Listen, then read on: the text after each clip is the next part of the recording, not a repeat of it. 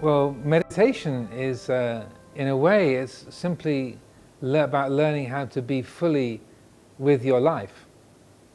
We think of meditation as, say, sitting down with our eyes closed and focusing our attention on our breath, or walking backwards and forwards on a path, watching our footsteps. So those are what we would call formal meditation practices. But meditation is much broader, and its purpose is much broader. So many years ago, this European researcher came to visit Ajahn Chah, our teacher, in Wat Nong Bapong in Ubon province. And he was asking all these different gurus and meditation teachers, three questions. Why do you meditate? How do you meditate? And what's the result of your meditation? And Ajahn Chah, he was quite amused by this very serious intellectual approach. And he kind of gave the researcher a bad time. But eventually, he kind of teased him a bit in his usual way. But eventually he said, well, I want to ask you three questions in return. Why do you eat? How do you eat? And what's the result of having eaten? And the researcher was offended. Like, what do you mean? I'm asking you a serious question and you're making fun of me. And Ajahn Chah said, no, I'm not. Because meditation is food for the heart, is food for the mind. And so you might think of meditation as some kind of optional extra to life. But if you really want to be alive, then you need to pay attention to your life. You need to be there for it. And meditation is simply showing up for your own life, paying attention to what you feel, what you think, what you like, what you dislike, your relationships, your perceptions of the world, the way you work, all of this, all these different dimensions of our existence. Meditation is about learning to watch, learning to listen, learning to see where our mental habits create problems, attaching to like and dislike, believing in opinions, following desires and fears and aversions in an unconscious way. The more that we pay attention to our life and our mind and how the mind functions with the world, the more we're able to live in tune with things. And this is what you can call food for the heart, or what really nourishes us as a human being. So he said to this gentleman, I'm not making fun of you. Well, not completely. I'm not making fun of you. But I ask these questions because meditation is as essential to life, really, to being really alive, as food is for keeping the body alive. And the Buddha said, mindfulness is the path to the deathless, to the amata dhamma. Heedlessness is the path to death. The mindful never die. The heedless are as if dead already. So that's quite a strident thing to say, quite an emphatic, strong statement. And so people wonder, well, what does he mean? He say, if you're mindful, does it mean that your body's never going to die? It's like, no. What it means is, if you're mindful, if you're fully aware, then the mind doesn't get identified with all of the risings and passings away, the beginnings and endings, the births and deaths, successes and failures, gains and losses, loves and hates. That the heart is open and is free in relationship to all of the comings and goings of life.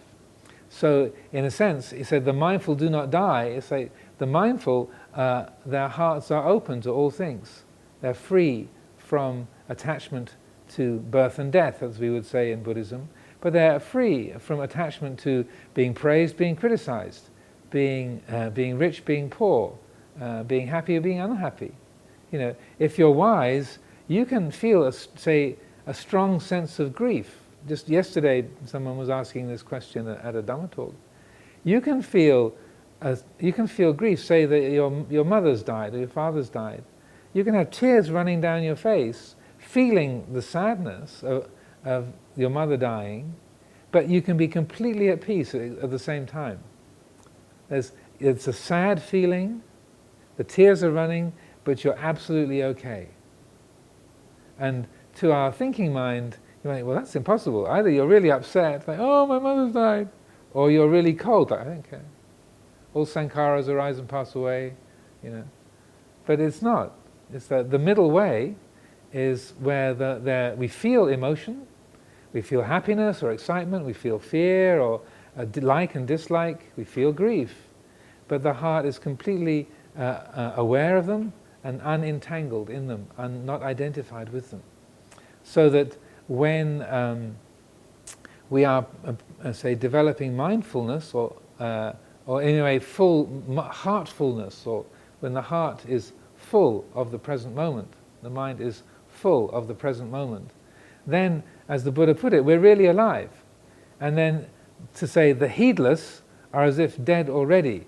And the Thai word pramat means crazy, like drunk or crazy, pramat. That comes from the Pali pamada.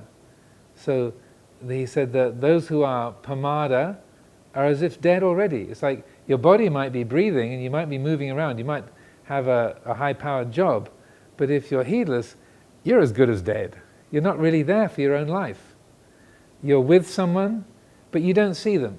You just see your own projections about them. Is the guy attractive? Is he not attractive? Is he rich? What can I get from him? What does he want to get from me? You know, am I more handsome than he is? Or is he more handsome than I am? You know, that you're not seeing the other person. You're filled with your own fears and projections.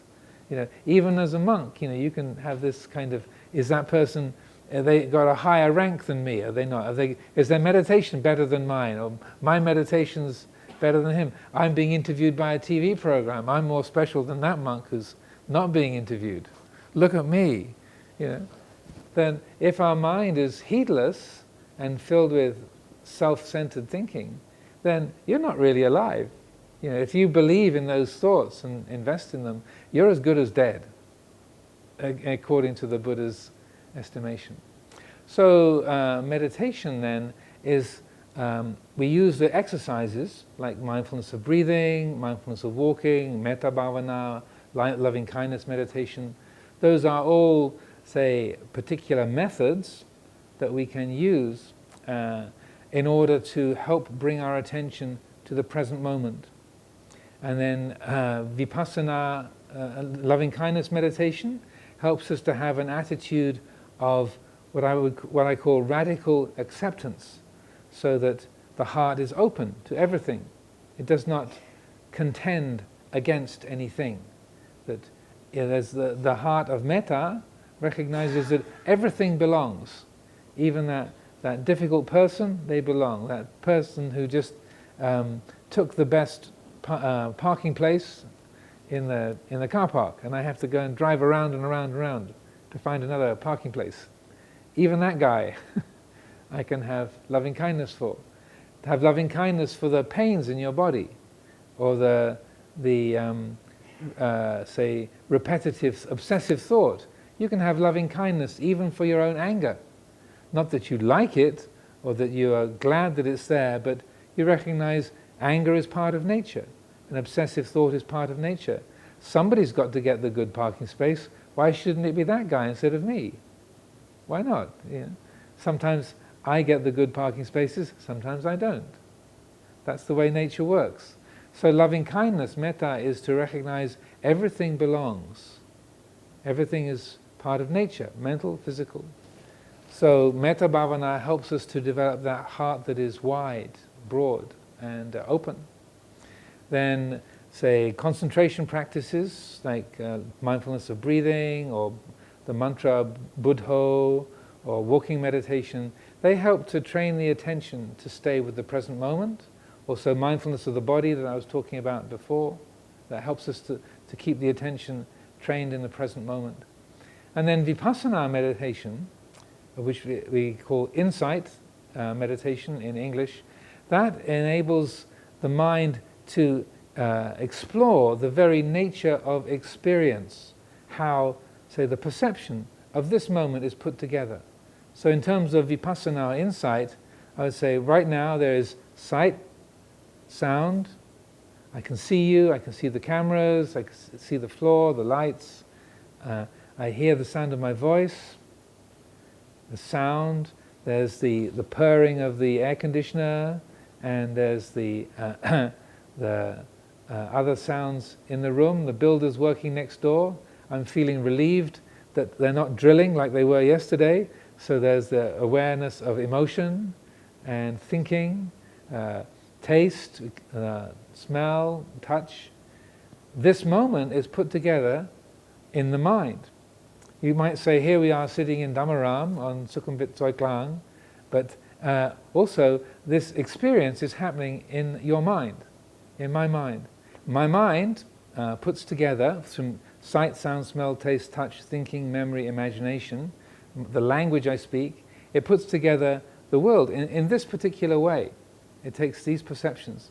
So vipassana helps us to recognize, oh, this perception that is apparent here in this moment, this is put together, it's compounded.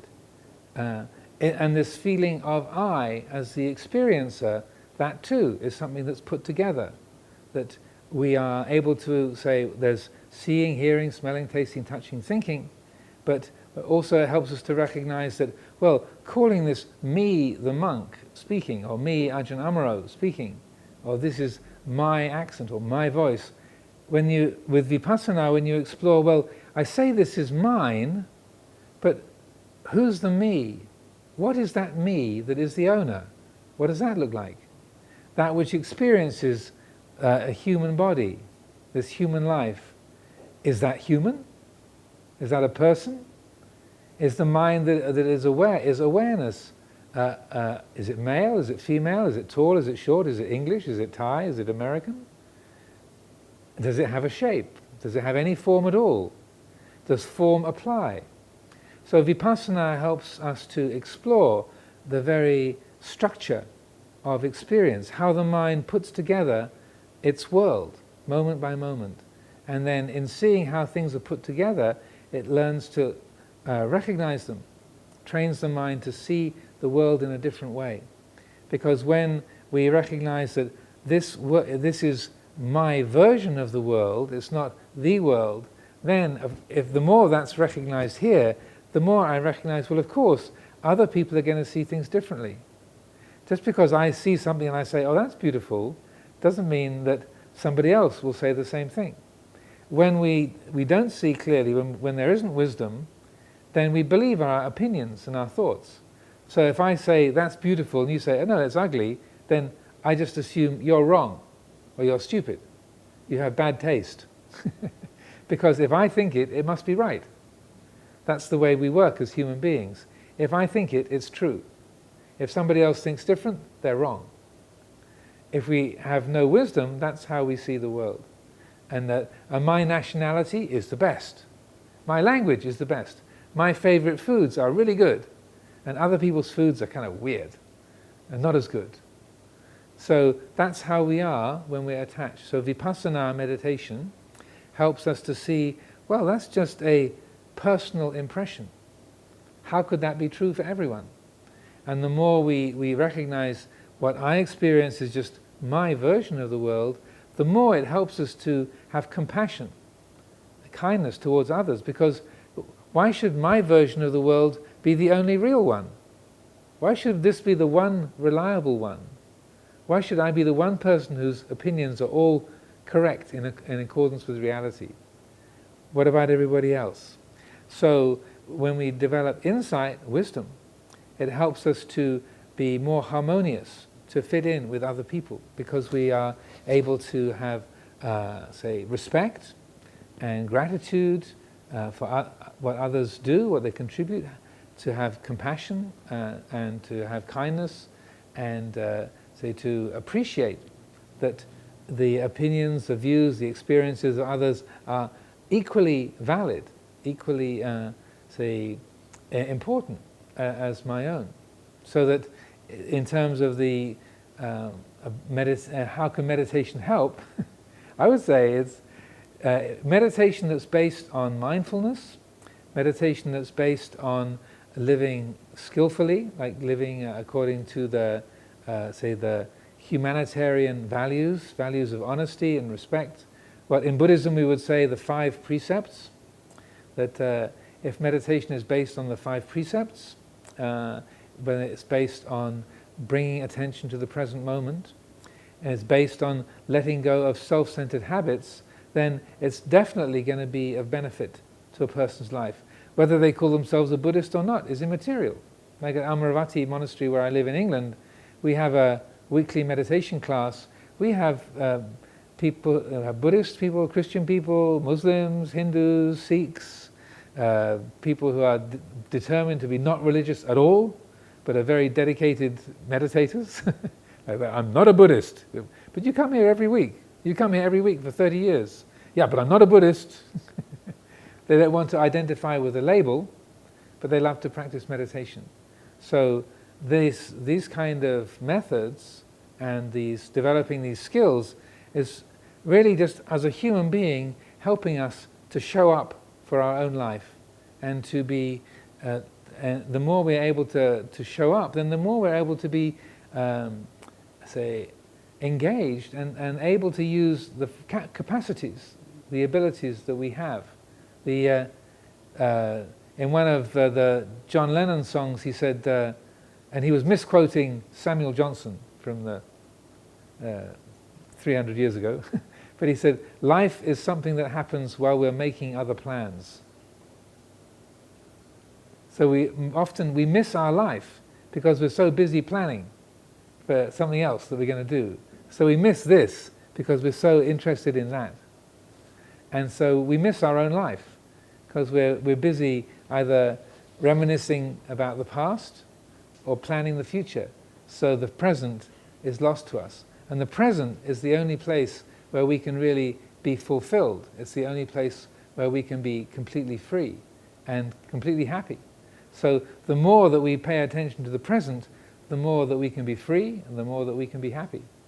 Absolutely. And that's what, so Ajahn Chah would ask people when they'd say, oh, Lumpur, I haven't got time to meditate. I've got 5 kids and I have to work, and the animals he's looking after, I've got no time to meditate. And he would say, do you have time to breathe? And they said, well, yeah, of course. They said, well, you've got time to meditate then. So basically, if you're alive, then you have time to meditate. And he spent about 40 years explaining these principles. And I feel it's a very helpful teaching for the world. Obviously, I'm a bit biased, he's my teacher. But I do feel it's incredibly helpful because what he's saying is that the skills of formal meditation, like concentration exercises and developing vipassana, spending time in retreat or spending hours in a day doing formal meditation, that really is useful. That does have a benefit. But it's like if you're learning a musical instrument, you spend a certain amount of time sitting on the piano just playing your scales, up and down, up and down, up and down, up and down. But you don't do that in order just to play the scales. You do that in order to develop the skills, so then you can play Schubert or Beethoven or Mozart, Rachmaninoff or whoever.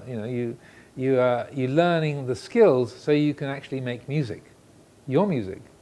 And so that you develop those skills for the formal exercises, but then you can apply them moment by moment. And so if you listen to Lumpur Cha's teachings or read his books, then over and over, the way he's describing things is like keeping track of your aramanas, the arom, the feelings. Just noticing when you're feeling excited, noticing when you're feeling depressed, noticing when someone praises you. And they say, oh, that interview was so good. Wow, you are absolutely the tops. That was great. And you go, oh. Yeah. What's that feeling like when you get praised? As they say in English, the feeling of the cat that got the cream. That kind of, oh, yes, I like that. Or when you're criticized, and you're waiting for them to say, oh, that was a great interview, and they're all kind of busy with the wires and the cameras, and no one's saying anything, and they think, oh, they didn't like my interview. And you say, so how did that go? Oh dear, I failed. Oh, they didn't like it. I was useless. That's terrible. I feel awful. What does that feel like? So that you're learning to be mindful of the flow of moods, liking, disliking, being praised, being criticized, gaining, losing, happiness, unhappiness, and throughout the process of the day, whether you're engaged in action, when you're watching how you do things. Do you start very quickly and then get tired and give up? Do you start slowly and carry on to the end? Do you arrive early and set up for yourself and other people, tidy up after everyone else at the end? Do you show up late and expect everyone else to have set it all up for you? Let someone else clean up after you? How do you do it? How do you operate? So you're being observant for your own life. And, oh, look at that. I always expect everyone else to set it up for me. Huh, look at that. I'm 30 years old and I only just noticed that. or, yeah, I'm always setting things up for everyone else and I'm always tidying up. Why am I always the last one tidying up at the end? How come it's always me? I've been here for 30 years and I've only just noticed I'm always tidying up after everyone else. Huh, look at that. So that meditation then becomes getting to know your own life, then the people around you, learning to recognize their characters, learning to be attentive to the group that you're talking to, the group that you work with, the company you're a part of, to be learning to know what's the right amount. Okay, when in terms of the time you spend on something, or the amount of food to eat, or if you spend too much time on video games, then what's your brain like for the next day? Yeah. What's the right amount? Okay, let's say a couple of hours of video games is fine, but if I'd spend 5 hours or 6 hours, I'm fried for the next day. Okay, so the right amount, the matanyuta, is okay. A couple of hours, that works. With food, with the time you spend with others, the time you spend alone. So these kind of say skills to develop as a well-rounded person, that all comes from watching your mind, being observant, learning to see how things work. So in that respect, meditation never has to stop. And so the exercises of say watching your breath, or doing jongkrom, walking up and down meditation, they help to sharpen the attention. But its main use is working with your kind of partners in the film company, or with your family, out on the street, dealing with the other people on the SkyTrain. That is really where we use the practice. And then we realize that, as Luang Por again would say, you can suffer in every posture, therefore you can practice in every posture. Whether you're sitting, standing, walking, or lying down, you can still make problems for yourself. Therefore, you can also solve those problems, even when you're sitting, standing, walking, or lying down.